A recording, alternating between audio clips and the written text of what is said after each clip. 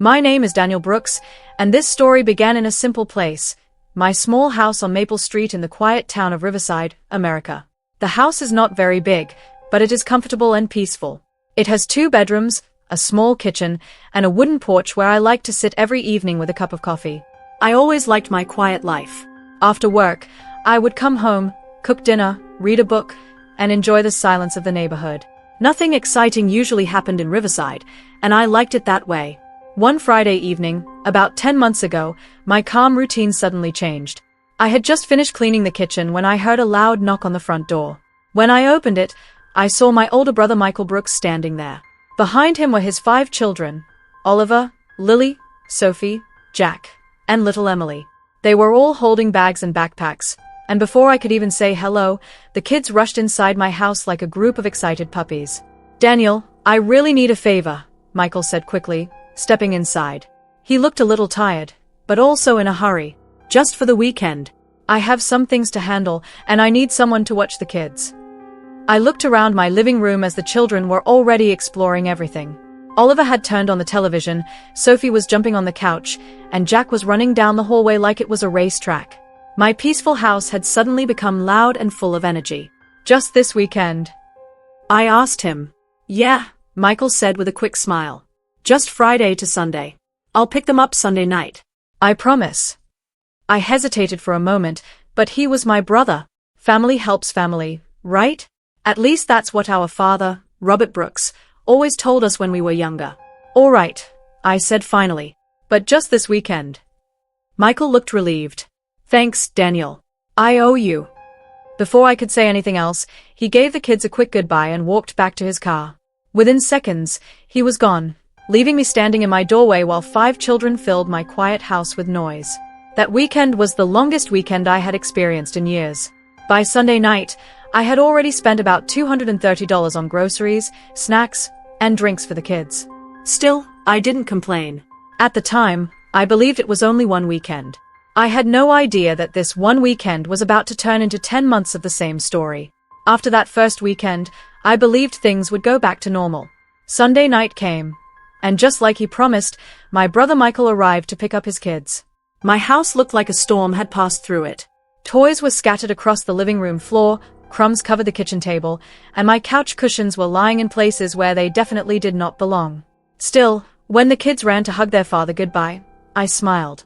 I told myself it had only been one busy weekend. The next Friday evening, however, the same black car stopped in front of my house again.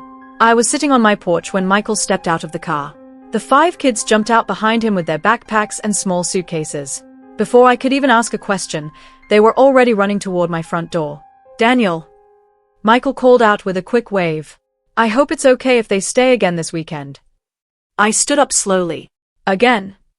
"Just one more time," he said, smiling the same way he had the week before. "Things are still busy for me right now." I paused for a moment, but then I sighed and nodded. "All right. Just this weekend again." That was the moment the routine began. Every Friday evening for the next 10 months, Michael's car would appear in front of my house like clockwork. The kids would jump out excitedly, shouting, "Uncle Daniel," while carrying toys, bags, and sometimes even pillows from their house. My quiet little home on Maple Street slowly turned into something that looked like a small daycare center. At first, I tried to make the weekends fun for them. I cooked pancakes on Saturday mornings. I bought board games and coloring books. One weekend we built a pillow fort in the living room. Another weekend we watched movies together until late at night. But 5 children bring a lot of noise and a lot of work. Oliver, the oldest, liked to play loud video games. Lily and Sophie were always arguing about something small. Jack had endless energy and ran through the house like he was training for a race. And little Emily followed me everywhere, asking 100 questions about everything she saw. "Uncle Daniel, why is the sky blue? Uncle Daniel, where do ants sleep? Uncle Daniel, can I have another cookie?" Sometimes I felt more like a teacher than an uncle. My grocery bills started growing quickly. Every weekend I had to buy milk, bread, fruit, cereal, juice, and snacks. 5 children can eat a surprising amount of food in 2 days. The electricity bill also went up because the television, lights, and game consoles were running almost all the time. One afternoon my friend Laura Bennett came over to visit. Laura lived just a few houses down the street, and she had known me for years. When she walked into my living room and saw the toys on the floor and the kids playing everywhere, she stopped and stared. "Daniel," she said with a laugh, "what happened to your quiet house?" I shook my head with a tired smile. "My brother happened."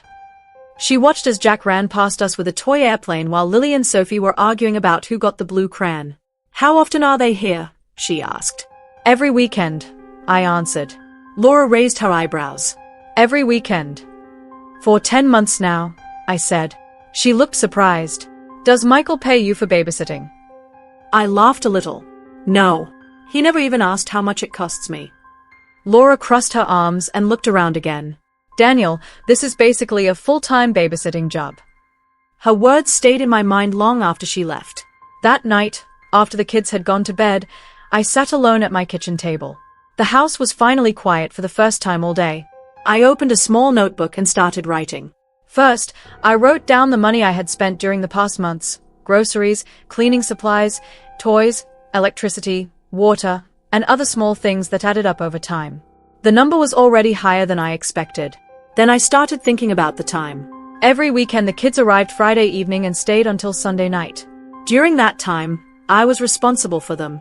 I cooked their meals, cleaned the house, helped with homework, and made sure they were safe. I decided to calculate the hours.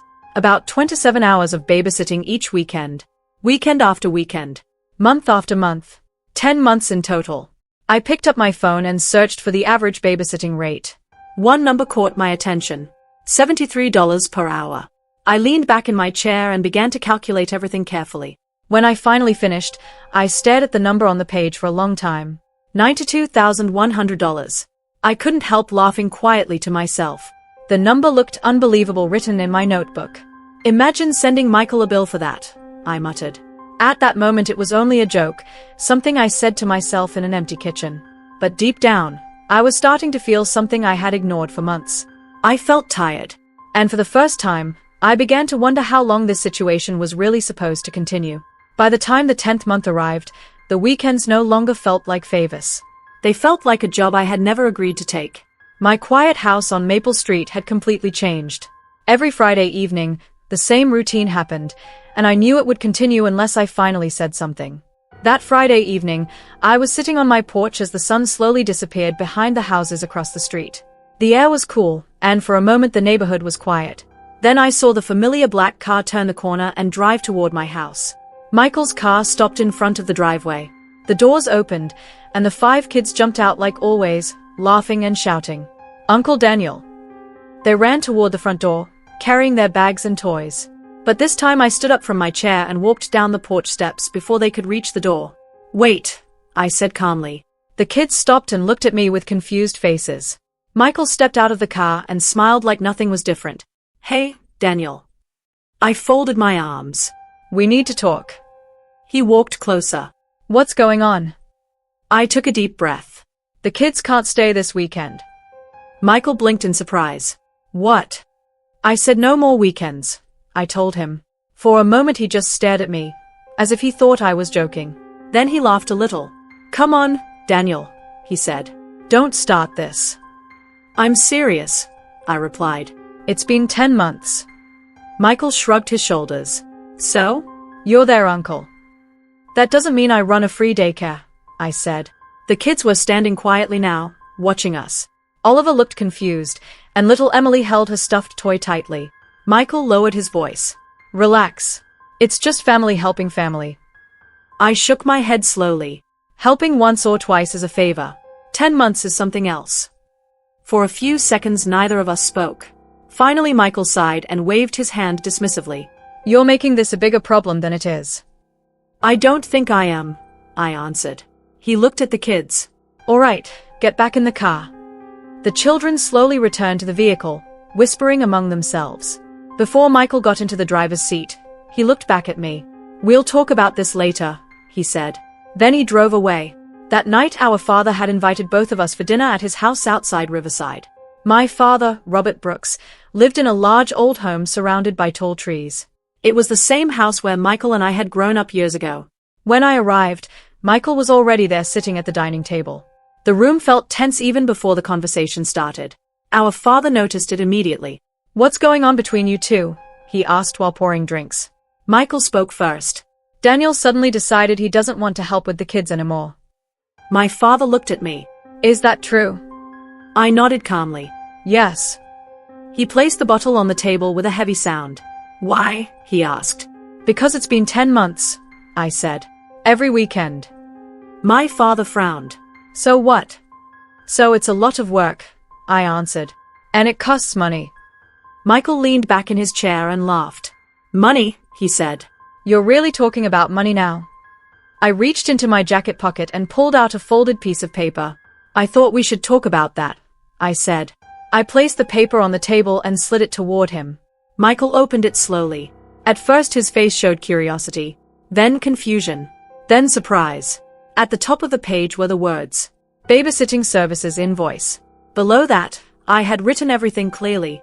$73 per hour. 27 hours each weekend. 10 months of babysitting.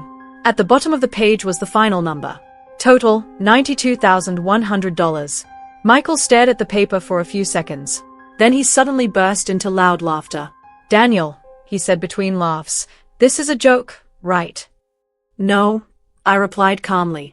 My father looked at the paper and shook his head. You can't be serious, he said. I am, I answered. Michael pushed the paper back toward me across the table. You're not getting $92,000 from me, he said. You used my time for 10 months, I replied. Time has value. He stood up from his chair, still smiling as if the situation was ridiculous. Good luck collecting that, he said sarcastically. My father crossed his arms. Daniel, he said firmly, family helps family. That's how it works. I looked at both of them for a moment. For 10 months, I said quietly. I did help. No one spoke after that. The dinner ended with uncomfortable silence, and everyone went home feeling angry. Michael still believed the invoice was nothing more than a joke. But as I drove back to my quiet house on Maple Street that night, I realized something very clearly.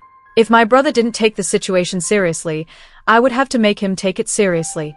And that meant doing something none of us had expected.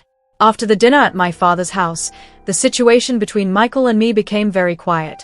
Not the peaceful kind of quiet that I used to enjoy in my house, but the kind that feels heavy and uncomfortable. Days passed, and I didn't hear from him at all. No phone calls, no messages, nothing. It was as if the conversation at the dinner table had never happened. At first, I thought maybe he just needed time to calm down. After all, the invoice I gave him was not a small thing. $92,100 is a number that makes anyone pause for a moment. But a week passed, and still there was silence. I tried calling him one evening. The phone rang for a while before going to voicemail. I left a simple message. Michael, we need to talk about the situation. Call me when you can. He never called back. Another week passed. Then another. Soon it had been almost a month since that dinner.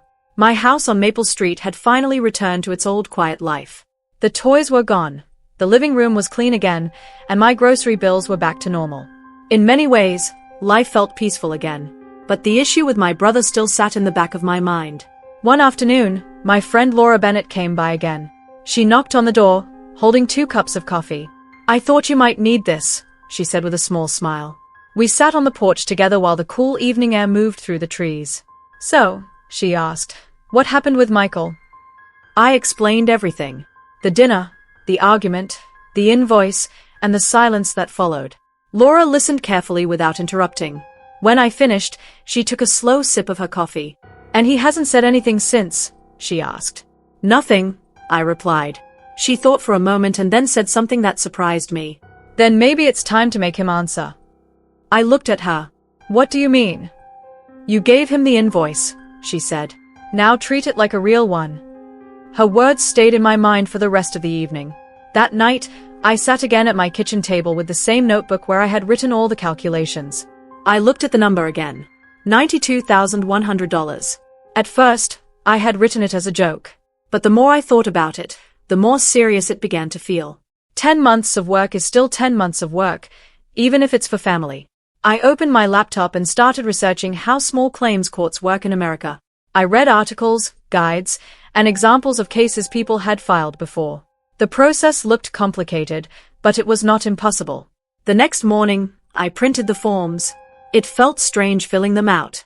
I had never imagined that one day I would be writing my own brother's name in a legal complaint. But I did it.